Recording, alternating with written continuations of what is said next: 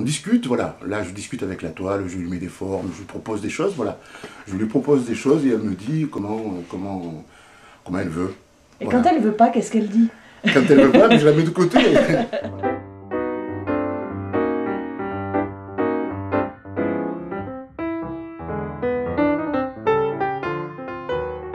Ah ben oui, il m'est déjà arrivé de faire des interventions dans les écoles maternelles, mais non, effectivement, pour faire une intervention comme ça dans un quartier, non, c'est la première fois. C'est la première fois, bon, ça me plaît, ça m'angoisse un peu. Mais Ah, ça vous angoisse? je suis un peu stressé de nature, donc Ah. voilà. Je suis un peu stressé de nature, et bon, en même temps, c'est une petite responsabilité quand même. Et voilà, donc je tâcherai de faire le maximum pour faire en sorte que... Enfin, pour que les gens comprennent le message, si tant est qu'il y a un message à faire passer.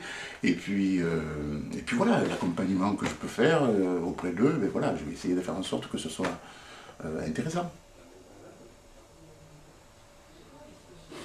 Alors, parler de ma peinture, c'est toujours un petit peu délicat, c'est sûr. Oui. Recherche de la matière à la base, essentiellement, avec une inspiration africaine.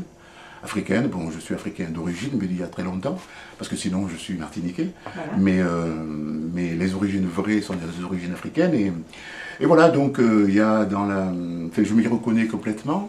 Et donc il y a les couleurs, il y a la chaleur, les couleurs chaudes, la chaleur, la transparence et beaucoup de matière. Enfin, je fais une démarche assez importante sur la matière.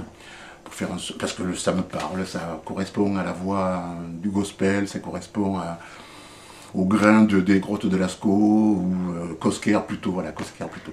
Et voilà, donc un travail de matière avec des aplats et des influences comme Nicolas de Staël et quelques autres comme ça. Voilà, qu'est-ce que vous pourrez en dire encore? Donc des personnages, avant la démarche abstraite que j'ai pu avoir aujourd'hui, donc beaucoup de personnages avec des instruments de musique, parce que je fais de la musique aussi, enfin je fais de la musique, je chante volontiers disons, voilà, et voilà, donc tout ça, ça tourne autour, et bon, je me suis créé doucement mon univers, et puis je me bats pour faire en sorte que l'ensemble ressemble à quelque chose et soit un temps soit peu cohérent. Et c'est une grosse bataille? C'est une bataille de tous les jours, oui. Et oui, c'est une bataille de tous les jours, parce que bon, il faut chercher et on ne trouve pas toujours, donc voilà, c'est pas forcément évident, il faut se remettre en question tout le temps. Oui, il y a de la thérapie dedans aussi, il faut dire, mais c'est agréable quand même. Est-ce que l'aridité de la Provence vous renvoie des choses? J'ai travaillé à la Provence il y a quelques temps, et donc effectivement, là, on parle beaucoup de la lumière de Provence. Bon, oui, c'est ça, il y a 25 ans à peu près, 30 ans, oui.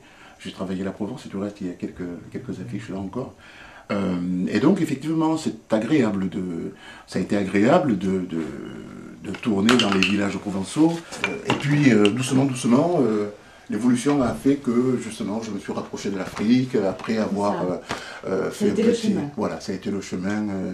Après avoir fait un petit break, justement, parce que la peinture était habitée, donc, par des visages négroïdes, et c'est comme ça que... Je me suis rendu compte que sans le vouloir, il y avait, au bout de mon pinceau, il y avait l'Afrique. Donc j'y suis allé sans vraiment savoir où j'allais, parce que les motifs, effectivement, vu que je ne connaissais pas le pays et le continent, les motifs étaient délicats à trouver. Donc c'est pour ça que je me suis entouré de toute une quantité de livres, pour y être, pour baigner dans l'ambiance, pour baigner dans l'atmosphère. Voilà. Vous n'étiez jamais allé en Afrique? Non, nous y sommes allés il y a 4 ans là, à peu près.